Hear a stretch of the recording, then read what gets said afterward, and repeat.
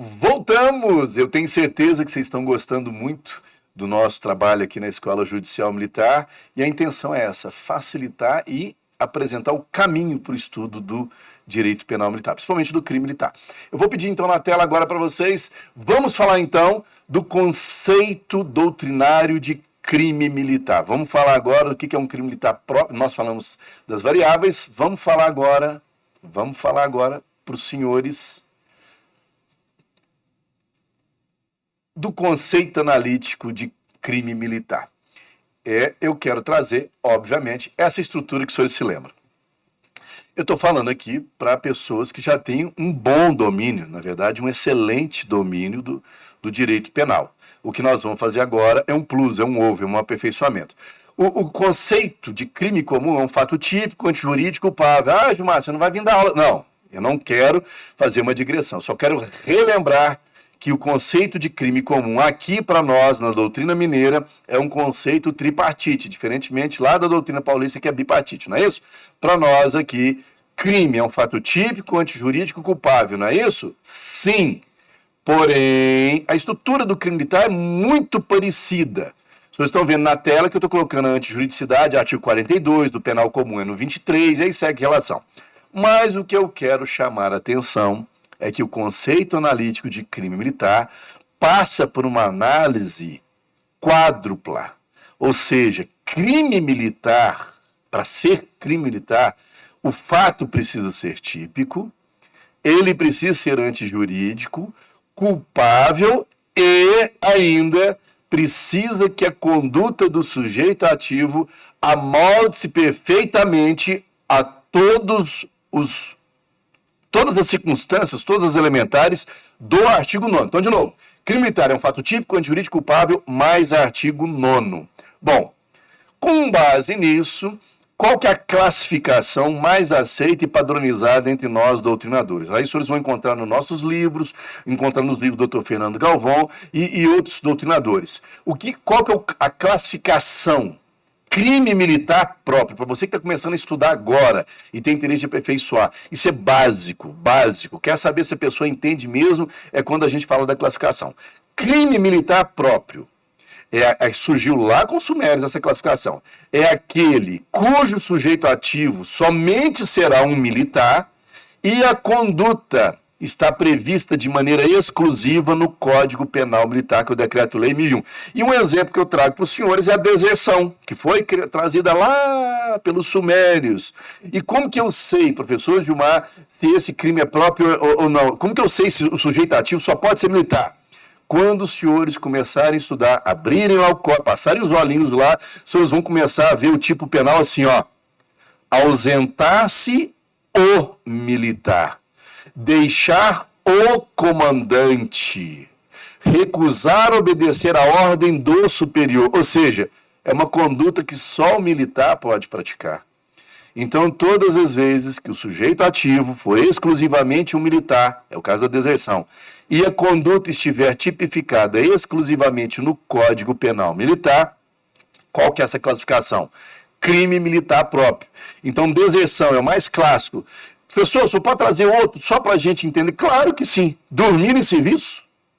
Só o militar dorme em serviço. Está lá, está escrito, né? Dormir o militar em serviço. Embriaguez ao serviço. Então, são condutas de caserna. Então, esse crime é classificado como crime militar próprio. Só militar pratica, só está no Código Penal Militar. O crime militar extraordinário, acidental ou excepcional, como o professor Jorge César de Assis traz lá no livro dele, ele é uma exceção. Por quê? Porque o sujeito ativo só pode ser um civil. E nos meus estudos, né, doutor Fernando, eu mapeei 4 tipos penais. Nos crimes contra a administração militar, a partir do título 7 do Código Penal Militar, e 3 dos crimes contra o serviço ou dever militar. E o mais emblemático, para facilitar a vida dos senhores, é o crime de insubmissão, previsto lá no artigo 183. O que é o crime de insubmissão? É o jovem do sexo masculino que, ao completar 18 anos, depois de feito o alistamento militar, e aprovado no processo de seleção, ele não se apresenta para o ato de incorporação. Quer dizer, o que é incorporar? É adentrar, é servir, fazer parte das Forças Armadas. Então, o civil, que ao completar 18 anos, convocado para o serviço militar e não se apresenta para a incorporação, ele pratica um crime militar extraordinário. Por quê? Porque só civil pratica. E só está tipificado no Código Penal Militar, artigo 183, insubmissão. Então, esse crime é chamado extraordinário, excepcional, acidental, por conta disso, porque só o civil pratica, militar não pratica. Já o crime militar impróprio, ele tem um pouquinho de divergência entre a doutrina, principalmente depois da Lei 13.491 de 2017. Por quê? Alguns doutrinadores entendem que a lei ela teria estendido para os crimes comuns a natureza de militar se praticado em serviço. Então, alguns doutrinadores consideraram crime militar por extensão. Particularmente, eu e o doutor Fernando Galvão, no livro dele também, nós entendemos que a Lei 13.491, não é, doutor Fernando? Ela aumentou o rol de crimes militares impróprios, não estendeu para os crimes comuns. Então, o que é um crime militar impróprio? É aquele, aí nós vamos encontrar, vou só chamar a atenção dos senhores estudantes aqui, nós vamos encontrar essa tipificação lá no inciso 2, no caput do inciso 2, de maneira bem proeminente, né? Considera os crimes militares as condutas previstas nesse artigo, eu até coloquei em destaque, vocês vão ver ali, e as condutas previstas na legislação penal comum quando praticadas no contexto. Aí eu vou falar os contextos aqui. Mas quando ele coloca ele aumenta o rol de crimes militares impróprios. Então, qual que é o conceito de crime militar impróprio? Crime militar impróprio é aquele que o militar pratica, mas o civil consegue praticar contra as Forças Armadas, que ele está previsto tanto no Código Penal Militar, quanto no Código Penal Comum, ou exclusivamente na legislação penal comum, porém torna-se militar, se praticado, por exemplo, pelo militar em serviço. Aí vocês falam assim, meu Deus, complicou? Não, não complicou não. Vamos pegar um exemplo fácil? Eu trago aí para os senhores, ó. Homicídio.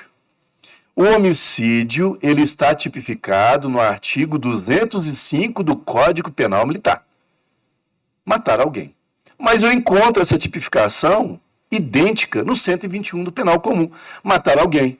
Aí os senhores me perguntam, tá em ambos. Quando então o homicídio passa a ser crime militar? Aí é a cereja do bolo. Se nós lermos o artigo 9º, inciso 2, a linha C, pelo militar em serviço, pelo militar em serviço, passa a ser crime militar julgado pela justiça militar se a vítima for outro militar. Ah, professor, então tem essas variações? Tem. Então o homicídio tem no 205 do Penal Militar, tem no 121 do Penal Comum. E o civil? Ora, se ele passar num quartel das Forças Armadas, um quartel do Exército, encontrar a sentinela e der um tiro e matar a sentinela, o motivo não interessa. Pelo fato da vítima ser militar de Forças Armadas, esse civil será processado e julgado não com força ou com égide no 121 do Penal Comum. Ele será julgado na Justiça Militar da União. Como ele é um civil, ele será julgado singularmente pelo juiz federal da Justiça Militar, lá na Justiça Militar da União, pelo crime de homicídio contra o militar de Forças Armadas. Então, uma coisa é a natureza jurídica do crime, outra é quem vai julgar esse crime. É o que acontece muito na cabeça das pessoas, elas confundem, né, a natureza material da conduta com a natureza processual da competência, que são coisas diferentes. Mas eu não vou falar agora, eu vou falar no bloco seguinte, né, no nosso último bloco. Então, de novo, crime militar próprio, só militar pratica, só está no Código Penal Militar. Extraordinário, excepcional, só civil pratica, só está no Código Penal Militar. E crime militar impróprio, o civil pratica, o militar pratica, a conduta está no Código Penal Militar, está no Código Penal Comum ou na legislação extravagante. Professor, traz um exemplo de um crime militar impróprio previsto exclusivamente na legislação extravagante. Tortura, Lei 9455. Abuso de autoridade, 13.869. São leis civis, penais, extravagantes, mas quando que elas vão se tornar crime militar? E nós vamos explorar um pouco mais no próximo bloco. Quando praticados, por exemplo, pelo militar em serviço, que é o artigo 9º, inciso 2, a linha C. Outra circunstância, mesmo que ele não esteja em serviço, Eu vou falar aqui da Lei Maria da Penha, né? Um casal de militares casados, em casa, no momento de descanso, no conforto do seu lar, há um desentendimento, ele, o marido, agride a mulher. Ora, eles estão de folga paisana em casa, mas por força do artigo 9º, inciso 2, a linha A, militar da ativa contra militar da ativa em qualquer circunstância, de férias, de lua de mel na lua, vai ser crime militar, né, doutor Fernando? Pela variável ratione persona e não pela legis, ou seja, militar da ativa contra militar da ativa, independente da legislação, sempre será crime militar. E nesse caso será julgado na Justiça Militar pelo Conselho de Justiça. Bom, tenho certeza que os senhores estão gostando muito, então, já que atiçou a curiosidade, vamos lá, eu vou passar agora para os senhores. Tá ali as observações que eu acabei de dizer. Senhores, olha lá, primeira observação. Civil não comete crime militar estadual por força do artigo 125 da Constituição da República Federativa do Brasil. Civil, segunda observação, somente pratica crime militar contra as Forças Armadas, artigo 122 da Constituição. E militar em serviço somente pratica crime militar. Militar em serviço não pratica crime comum. Militar em serviço não para... professor, então como que fica o crime doloso contra a vida de civil praticado por militar estadual? De novo, uma coisa é a natureza jurídica do crime, outra é competência para processar e julgar. Militar estadual em serviço que praticar crime, presta atenção na minha fala, olha para minha boca, que praticar crime militar doloso contra a vida de civil continua sendo crime militar investigado pela Polícia Judiciária Militar, cujos autos de IPM ou de APF deverão subir para que o juiz de direito do juízo militar, ele analise de maneira preliminar as circunstâncias e ele, juiz de direito, é que vai reconhecer a sua incompetência constitucional diante do fato e ele, mediante despacho fundamentado, irá encaminhar esses autos para o tribunal do júri.